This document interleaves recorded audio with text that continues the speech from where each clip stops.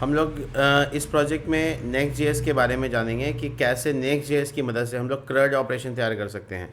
कहने का मतलब ये है कि हर एक एप्लीकेशन को बैकएंड डेवलपर को हमेशा एपीआई बनाना पड़ता है ताकि वो अपने फ्रंट एंड को भी दे सके, एंड्रॉयड एप्लीकेशन डेवलपमेंट के लिए भी दे सके।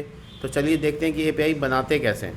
तो ये फर्स्ट टाइम होगा इस सीरीज़ का, इसलिए मुझे थोड़ा डिटेल में बात करना होगा इसमें कि हम लोग एपीआई बनाएंगे कैसे नेक्स्ट जेएस में। सबसे पहले ये जान लो कि HTTP के कई मेथड्स होते हैं। HTTP के मेथड्स कई सारे होते हैं जिसको हम लोग नॉर्मली HTTP रिक्वेस्ट मेथड कहते हैं। इस मेथड की मदद से ही हम लोग अपना सारा काम करते हैं। जैसे गेट मेथड होता है, तो गेट मेथड का काम होता है किसी स्पेसिफिक डेटा को रिट्रीव करना, लेकिन इससे हम फिर इंसर्ट नहीं कर सकते। गेट मेथड से सिर्फ डेटा इंसर्ट कर सकते हैं। एग्जैक्टली ऐसे ही दूसरा मेथड होगा पोस्ट मेथड। पोस्ट मेथड में से डेटा को हम लोग सर्वर में सबमिट कर सकते हैं, यानी कि इंसर्ट नहीं कर सकते लेकिन सबमिट कर सकते हैं। तो आप तुम देख सकते हो यहाँ पे कि ये मेथड का काम है स्पेसिफिक रिसोर्स को एंट्री करना, मतलब अपने डेटाबेस में डेटा को पहुँचा सकते हैं। पुट मेथड का काम होता है ज़्यादातर टारगेट करके उसको करंट प्रेजेंटेशन को चेंज करना, यानी कह सकते हो अपडेट करने का काम कर सकता है। डिलीट मेथड का काम स्पेसिफिक रिसोर्स को डिलीट करना रहेगा। इसके अलावा और भी मेथड्स होते हैं जो कि उतने ज़रूरी नहीं है, लेकिन पुट, पोस्ट और गेट और डिलीट, ये चार के तो बहुत काम है। तो हम लोग देखेंगे कि किस तरीके से हम लोग ये मेथड्स डिस्क्राइब करते हैं अपने नेक्स्ट जेएस के एप्लीकेशन में। दूसरी चीज़ ये है कि अगर हम कोई है ना मेथड का इस्तेमाल करते हैं तो उसके लिए हमको एपीआई टेस्टर की ज़रूरत पड़ती है। बहुत सारे एपीआई टेस्टर हैं मार्केट में, लेकिन आप उसमें से एपीआई टेस्टिंग के लिए यूज़ कर सकते हो पोस्टमैन। पोस्टमैन एक सॉफ्टवेयर है जिसको आप यूज़ कर सकते हो एपीआई टेस्टिंग के पर्पज़ से। इसको आपको सिंपली डाउनलोड करना पड़ेगा, वो आप डाउनलोड कर सकते हो और डाउनलोड करके अपने एप्लीकेशन के तौर पे आपको कंप्यूटर में इंस्टॉल करना होगा। ये रहा ही, ये आप डाउनलोड कर लीजिएगा। इसका इंटरफेस लगभग ऐसा ही है।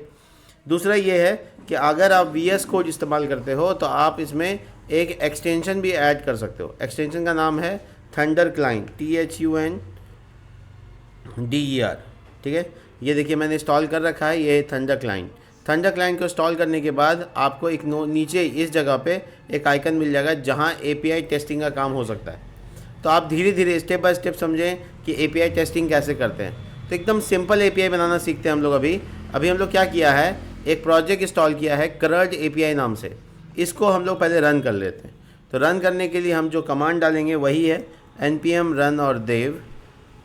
यहाँ पे dev का मतलब डेवलपमेंट से है, और ये ऐप फोल्डर के अंदर आपको नए फोल्डर्स नहीं बनाने हैं जैसे कि आप बनाते हो पेज राउट्स में या ऐप राउट में। लेकिन आपको यहाँ पे क्या करना है, सिंपली आपको यहाँ पे एक API नाम का फ़ोल्डर बना लेना है और सारे API आपको इसी में रखने हैं।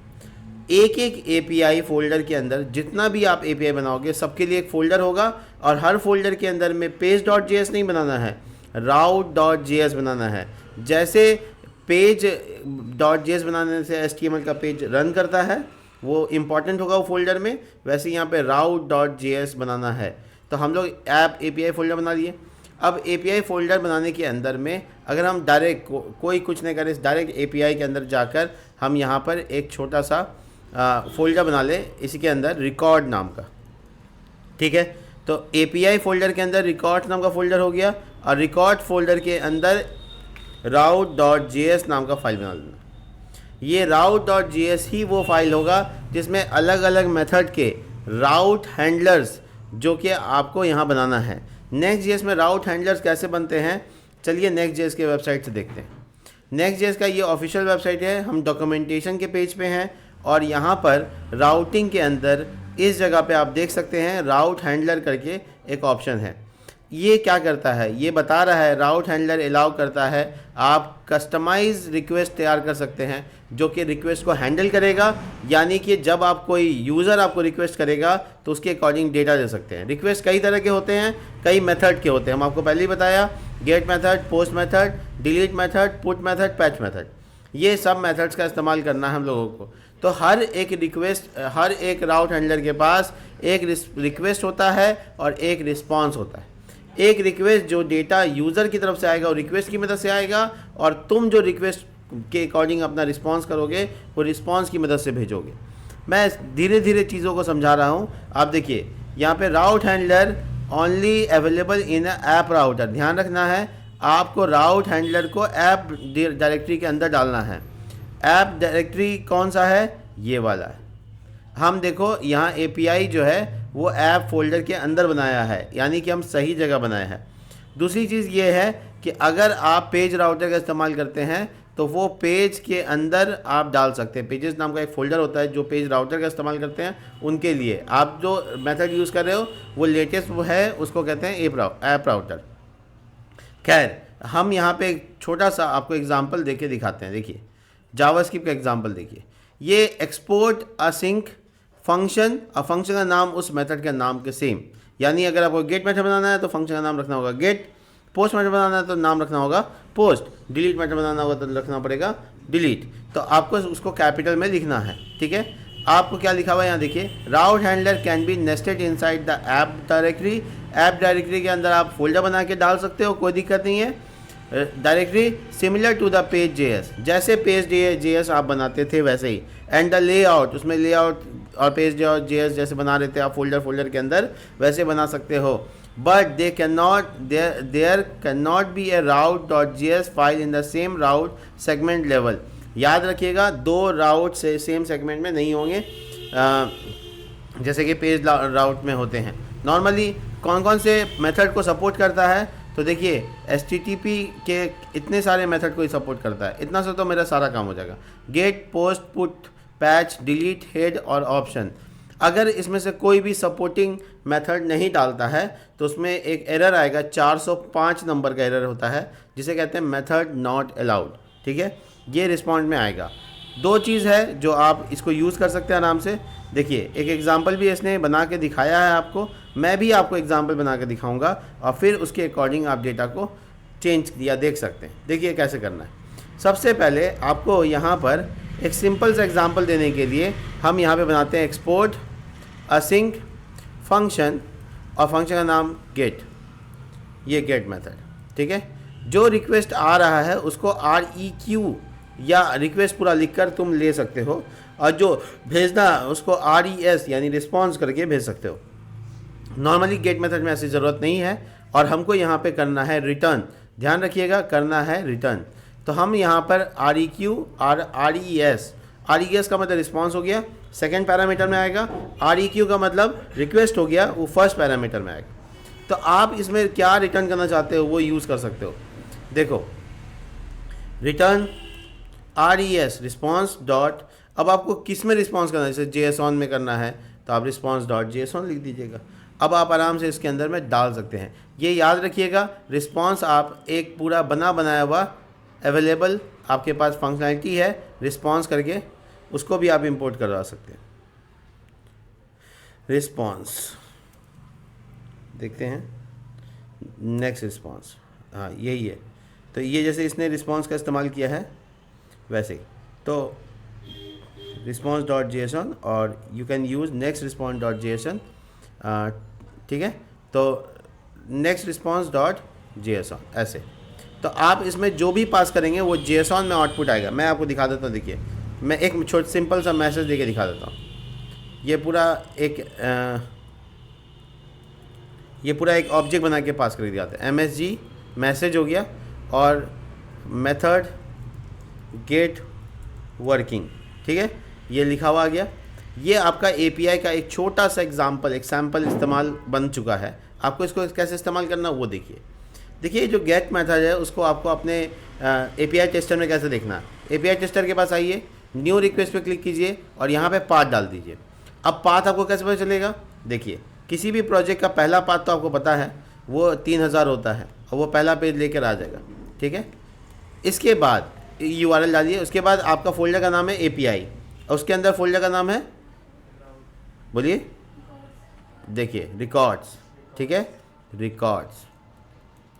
और आपको कुछ नहीं करना है, इसके बाद आपको कोई भी routes.js नहीं लिखना है, रिकॉर्ड्स, और उसके बाद सेंड कीजिए। थोड़ी देर के बाद आपको एक पूरा का पूरा रिस्पॉन्स आ जाएगा जो मैंने रिस्पॉन्स में लिखा था। इसका मतलब है ये गेट मेथड काम कर रहा है। चलिए इसी तरीके से एक पोस्ट मेथड का भी फंक्शन बनाना सीखते हैं।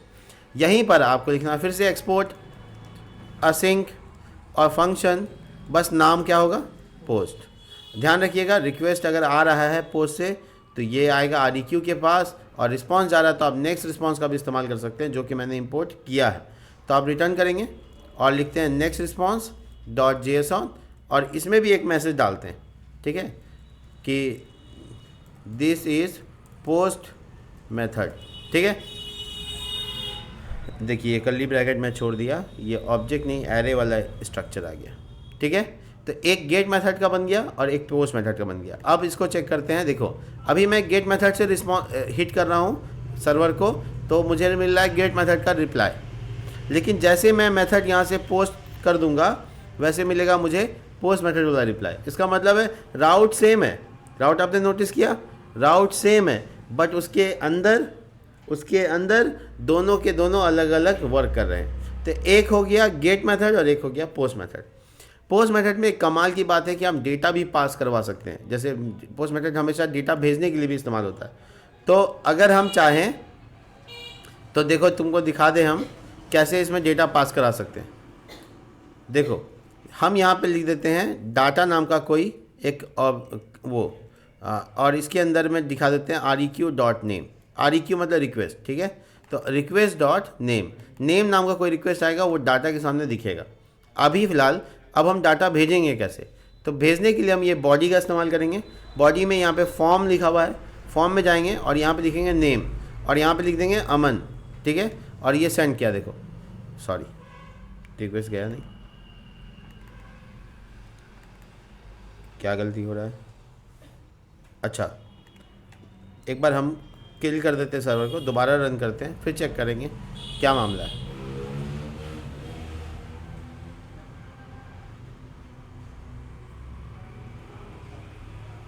फिर नहीं आएगा तो कुछ और हम बताएंगे कैसे करना है। देखो ये पूरा का पूरा JSON खाली, कोई इशू नहीं है।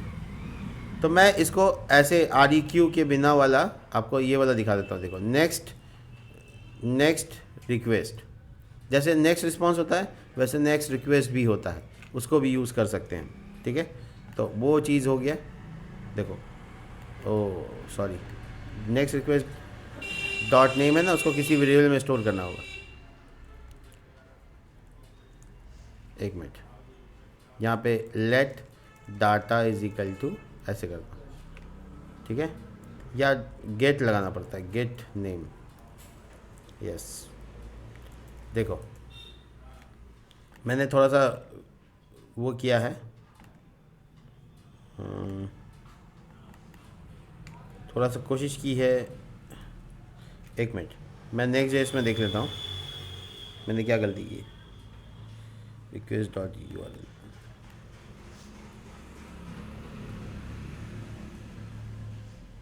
ऊपर में था ना अभी, ये नेक्स्ट रिक्वेस्ट यहाँ से देख सकते हैं।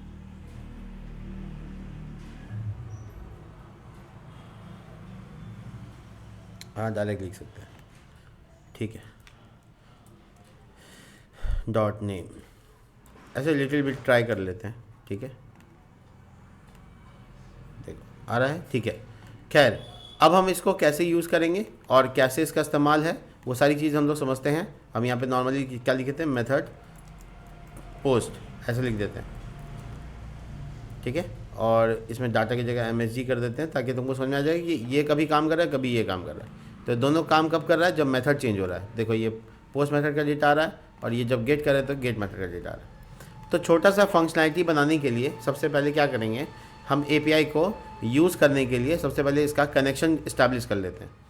तो कनेक्शन इस्टेब्लिश करने के लिए हम बना सकते हैं एक फ़ोल्डर जिसका नाम होगा कॉन्फ़िग, ठीक है, कॉन्फ़िग।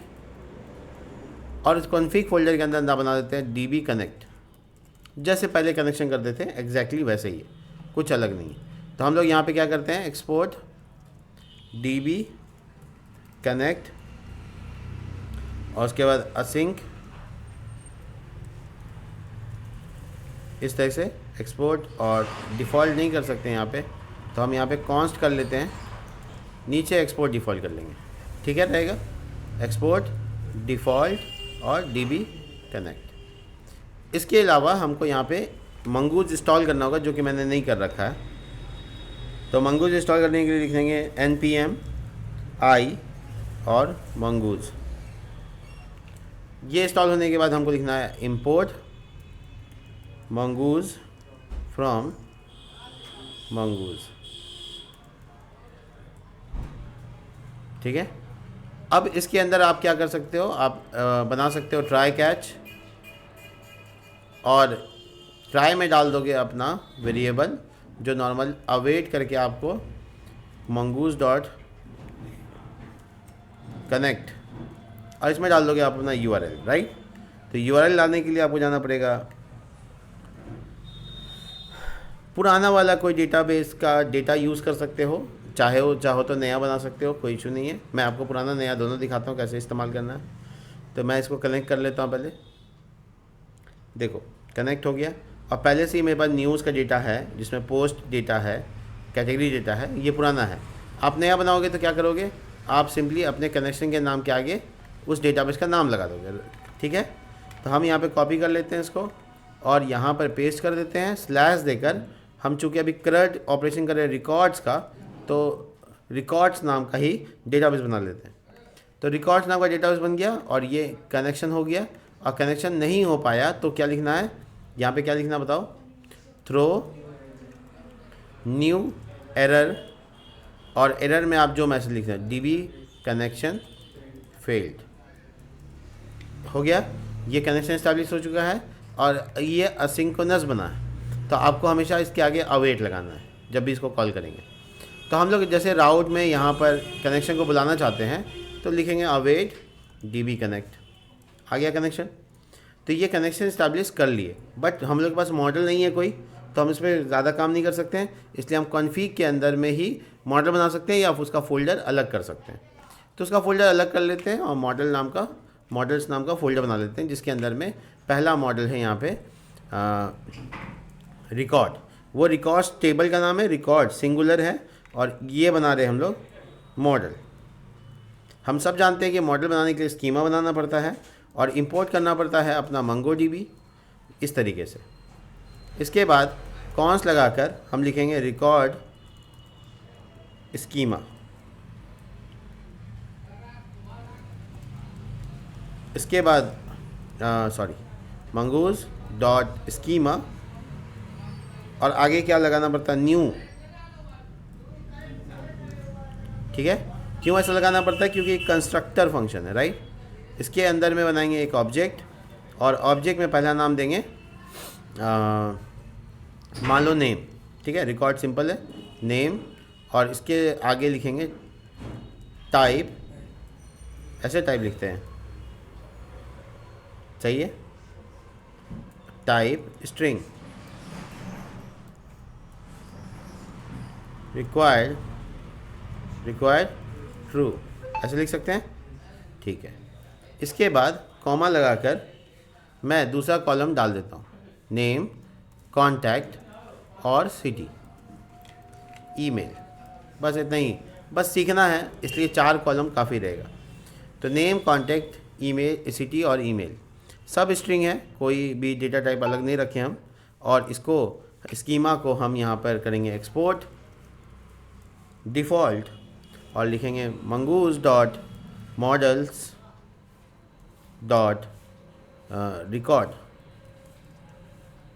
ठीक है। और यहाँ पे करेंगे मंगूज डॉट मॉडल, और मॉडल का नाम, और यहाँ रिकॉर्ड स्कीमा को बुला लेंगे, रिकॉर्ड स्कीमा। ठीक है, कोई इशू नहीं यहाँ तक, ठीक ठाक समझ में आ रहा है। चलिए, तो मेरा अगर मॉडल ठीक ठाक काम कर गया तो हम इसको इम्प्लीमेंट कर सकते हैं। तो इम्प्लीमेंट करने के लिए आ जाते हैं हम वापस अपने राउट के पास, और यहाँ पे कहते हैं कि एक वेरिएबल बनाओ। देखो डाटा अवेट और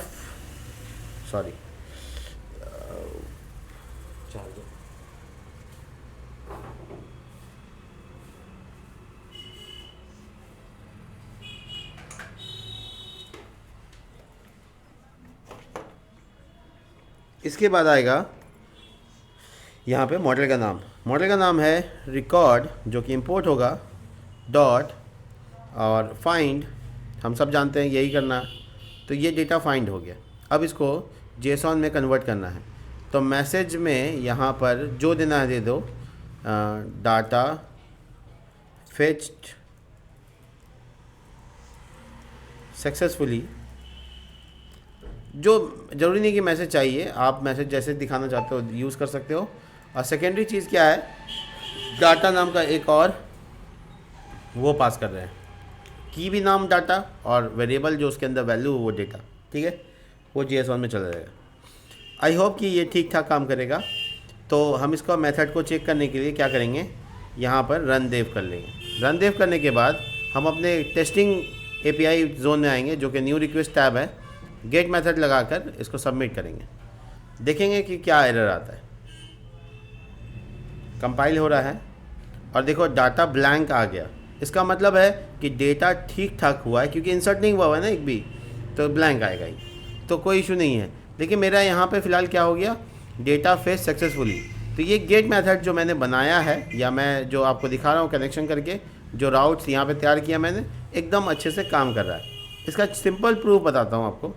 यहाँ पे कंपास में अगर मैं यहाँ रिकॉर्ड्स लिखकर इसको कनेक्शन को ऑन कर लूँ, और जो टेबल है, डेटाबेस है, रिकॉर्ड्स नाम का बन गया होगा, और उसके अंदर मॉडल भी बन के तैयार हो गया। ये मॉडल बनने का मतलब है कि डेटा आ गया है इसमें।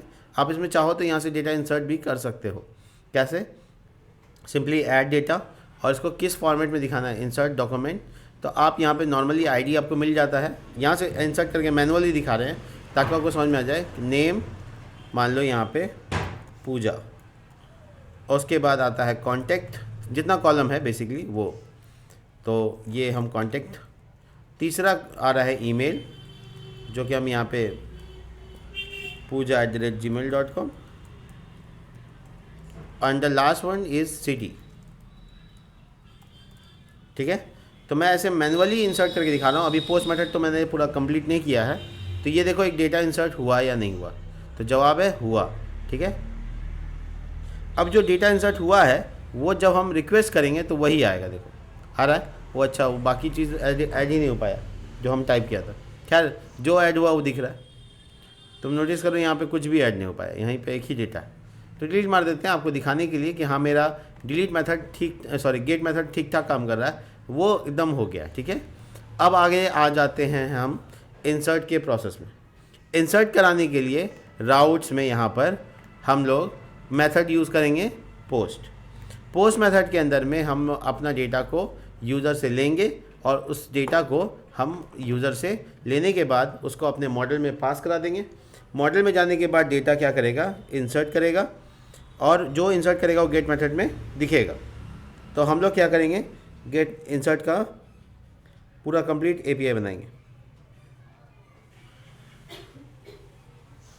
चलिए देखते हैं कैसे। तो सबसे पहले कोशिश ये करना है, यहाँ पे इंसर्ट करने का कोड लिखें। तो पहले तो अवेट लगा के कनेक्शन इस्टेब्लिश कर सकते हैं।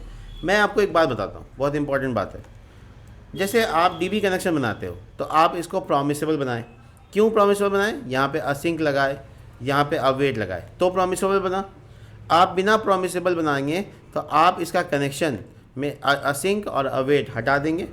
इसके बाद जब आप अपने रिकॉर्ड्स में जब यहाँ पे यूज़ कर रहे हो तो ऑफकोर्स यहाँ पे अवेट अब लगेगा नहीं, तो आप इसको बाहर भी कॉल कर सकते हो यहाँ पे। इससे क्या होगा कि आप एक बार कॉल करोगे तो सब फंक्शन में काम करेगा। देखिए अभी ठीक ठाक काम कर रहा है कि नहीं, तो जवाब है हाँ काम कर रहा है। इसके बाद हम पोस्ट मेथड पे काम करते हैं। पोस्ट मेथड में मेरा REQ आप जानते हैं, RES जैसे मैंने आपको बताया। इसके बाद आप क्या करेंगे, अपना डेटा शुरू करेंगे।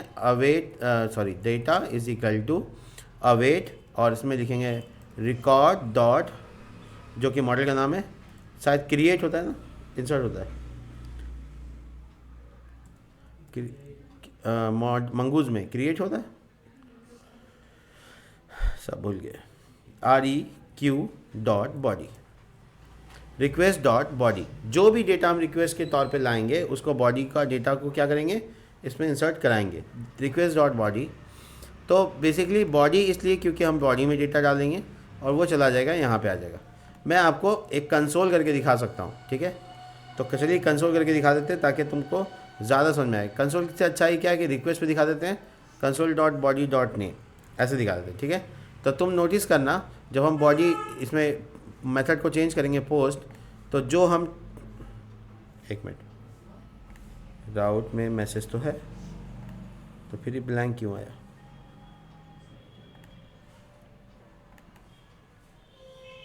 अच्छा, रिक्वेस्ट डॉट, ठीक तो है।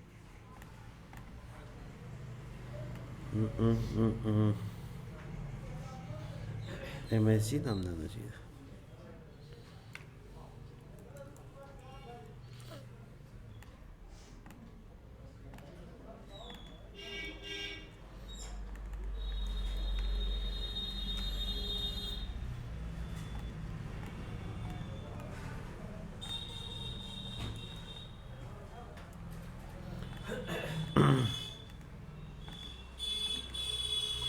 खैर, एक बार मैं इसको वो करता हूँ, दोबारा से रन करो, होने दीजिए कंपाइल।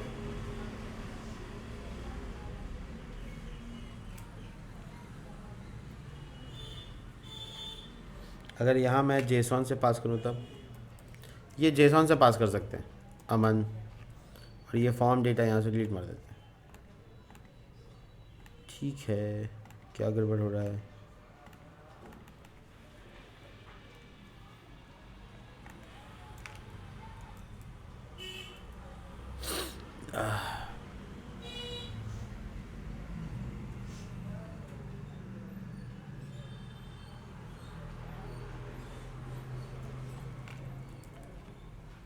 रीचेक करते हैं, मैसेज आ रहा है, एक मिनट।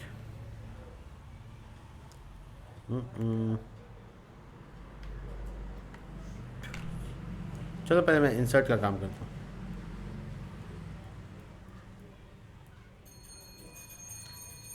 देखता हूँ यहाँ पे हैंडलर के पास कैसे काम करना है। ये गेट मेथड है, ऐसे ही एक पोस्ट मेथड का एग्जांपल ढूंढ लेते हैं। ये पोस्ट मेथड है और इसमें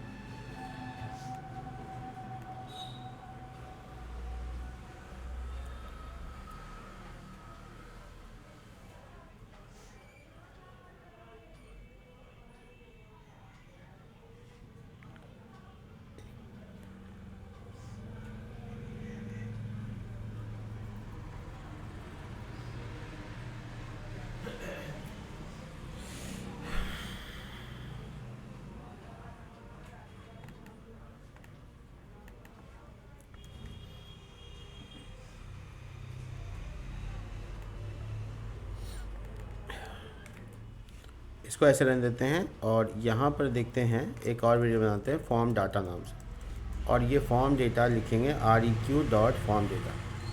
ये फॉर्म डेटा रिक्वेस्ट से आ रहा है और ये form data dot gate name.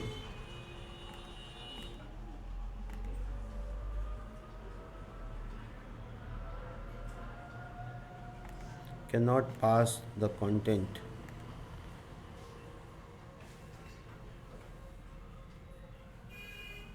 JSON से भी आ सकता है, तो इसके पास ठीक ठाक रहा है।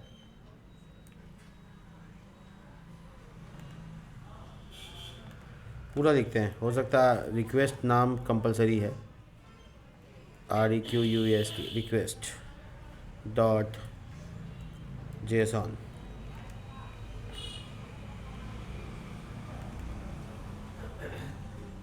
क्रॉस चेक कर लिया, ये भी हमको क्या कर रहा है एरर में, सिंटेक्स एरर है।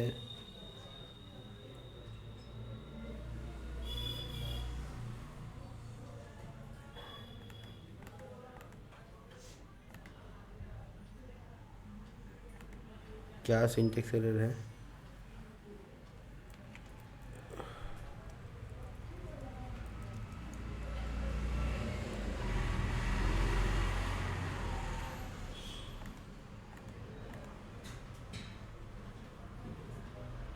देखो कहीं REQ रह गया क्या?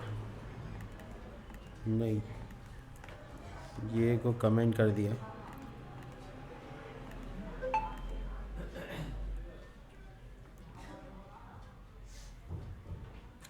Just a minute.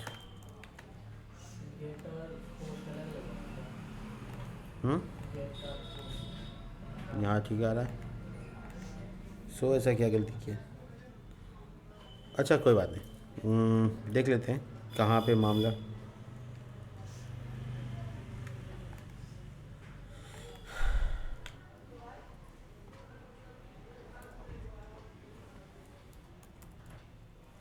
Form data शायद नाम रखा है इसलिए डाटा। अब चेक करो तो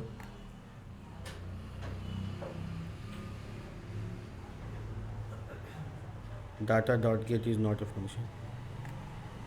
वो अच्छा डॉट गेट लगा दिया, ये ऑब्जेक्ट जेसन हो गया, इसमें डॉट गेट नहीं होता। ठीक है, हो गया। हाँ हो गया। खैर देखो, तो मेरे रिक्वेस्ट से आने वाला डेटा को हम आराम से यूज़ कर सकते हैं। और अगर हम इसको जेसन से ना डाल के देखें और अगर हम बॉडी में डालने के और फॉर्म डेटा डालने की कोशिश करें तो नेम अमन ऐसे ट्राई करते हैं तो ये अभी एरर दे देगा। ठीक है, कोई बात नहीं, हम इसको जेसन की जगह बॉडी ट्राई करते हैं। तो ये अब बॉडी से डेटा, चलो जेसन से ही लेंगे। खैर फिर से रिपीट कर रहे हैं, फिर से चीज़ों को समझो। देखो आपको पोस्ट मेथड बनाना है तो आपको असिंग करना है, फंक्शन बनाना है। फंक्शन का नाम गलती नहीं करना है, पोस्ट कैपिटल में होगा पूरा। और हम लोग यहाँ पर इस जगह पर अपना डेटा रिक्वेस्ट के तौर पे लेंगे तो REQ या रिक्वेस्ट पूरा लिख सकते हो। कोई भी एक वेरिएबल बना के उसमें डेटा को, रिक्वेस्ट से जो डेटा आ रहा है उसको यूज़ स्टोर कर सकते हो। तो हम REQ नाम रखते हैं, अवेट लगा देना है रिक्वेस्ट डॉट JSON। तो जो रिक्वेस्ट से डेटा आ रहा है वो JSON फॉर्मेट में आएगा और डेटा को हम लोग एक्सेप्ट करें REQ नाम से। अब हम इसको रिटर्न करते हैं रिस्पॉन्स करा के, तो लिखते हैं नेक्स्ट रिस्पॉन्स डॉट JSON और इसमें हम क्या पास करना चाहते हैं वो बता दो। तो हम नॉर्मली डाटा या फिर REQ डायरेक्ट डाल देंगे तो हो जाएगा काम। REQ इसका मतलब हुआ कि इसका नाम, की का नाम भी REQ हो जाएगा और वैल्यू तो आपको पता ही है। तो ये रिटर्न लिखना था, रिक्वेस्ट लिखा गया, हो गया। इसको हम चेक करते हैं, JSON में डेटा डालते हैं। यहाँ पे इसमें नेम अमन डाला है और कॉन्टैक्ट भी डाल के देख लेते हैं, कॉन्टैक्ट। और इसमें कॉन्टैक्ट भी डबल कोट्स में डालना है, ठीक है, ध्यान रखना है। हो गया, अब सेंड करके देखो दोनों डेटा आ गया। इसका मतलब डेटा मेरे यहाँ से रिक्वेस्ट के पास पहुँच रहा है। अब इस डेटा जो रिक्वेस्ट से आया है उसको इंसर्ट कराना है। तो हम लोग यहाँ पे लिखेंगे लेट डाटा अवेट रिकॉर्ड, जो कि मेरा मॉडल का नाम है, डॉट क्रिएट या इंसर्ट क्रिएट, और इसमें REQ को डाल दो। REQ पूरा कंप्लीट ऑब्जेक्ट है, उसका की का नाम वही रखो जो मंगूस के मॉडल के हिसाब से, और उसका वैल्यू डाल दो और काम खत्म हो गया। अब जो डेटा इंसर्ट हुआ है उसको इंसर्ट कर दो और सेकंड पैरामीटर में एक मैसेज डाल दो कि डाटा इंसर्टेड सक्सेसफुली। ये पब्लिक को मैसेज चला जाएगा। तो ये इंसर्ट हुआ या नहीं हुआ इसको चेक करते हैं, क्रॉस। तो अमन और ये सिटी, इसके अलावा है दो जो कॉलम मिसिंग है उसको पूरा कर लेते हैं, पूर्णिया और ईमेल rock@gmail.com। ये हो गया। तो ये एक जेसॉन डाल दिया। देखो जेसॉन पूरा डेटा चला गया, उसका ID भी आ गया मेरे पास। तो इसका मतलब मेरे मंगो DB में गया होगा, इंसर्ट हुआ होगा, चेक करो। वाह, इंसर्टेड। तो मेरे पास ये इंसर्ट हो चुका है एक डेटा। आप इसके बाद दूसरा डेटा इंसर्ट करना है, आपको बस सिंपली इसको चेंज करना है। तो हम अमन की जगह पूजा कर देते हैं, ठीक है। कॉन्टैक्ट नंबर थोड़ा सा वेरी करा देते हैं। ये पूर्णिया की जगह पटना कर देते हैं और रॉक की जगह सॉफ्ट कर देते हैं, ठीक है। और ये यहाँ पे ख़त्म। तो इस जगह से जब हम डेटा इंसर्ट किया है तो अब मेरे पास कितना डेटा होना चाहिए, 2। चेक करो दोनों डेटा। इसका मतलब है कि हम, मेरा जो पोस्ट मेथड है वो भी ठीक ठाक काम कर रहा है। तो ये परफेक्ट होगा। अगर हम गेट मेथड को दोबारा चेक करेंगे तो हमको दोनों कॉलिंग होना चाहिए, राइट। तो हम ना गेट मेथड को दोबारा करने के लिए बस मेथड चेंज करेंगे और सेंड करेंगे। देखो एक डेटा आया और दूसरा नीचे, तो दोनों डेटा आ गया। इसका मतलब मेरा API परफेक्टली वर्क कर रहा है। तो हम इस API का इस्तेमाल जल्दी से कर सकते हैं अपने प्रोजेक्ट के अंदर। इंसर्ट, कॉलिंग, ये 2 चीज़ हम आज बताए हैं आपको। कल एडिट डिलीट वगैरह का क्रैट बताएंगे, फिर इसको यूज़ करना बताएंगे कैसे अपने HTML वाला पार्ट में इसको इंटीग्रेट करते हैं। इस API को तुम एंड्रॉयड डेवलपर को दे दोगे तो उससे एंड्रॉयड एप्लीकेशन बना देगा, उसको कोई डेटाबेस की ज़रूरत नहीं है, वो यही डेटा को यूज़ कर सकता है। अगर तुम किसी रिएक्ट को दे दोगे तो रिएक्ट डेवलपर रिएक्ट बना लेगा, जो दे दोगे जिसको दे दोगे वो बना देगा। मतलब इसका URL दे दोगे, इसका मतलब ये होता है। तो URL दोगे अब बन जाएगा गेट मेथड, अब पोस्ट मेथड। आज के लिए इतना ही, मिलते हैं नेक्स्ट वीडियो के साथ। तब तक के लिए बाय।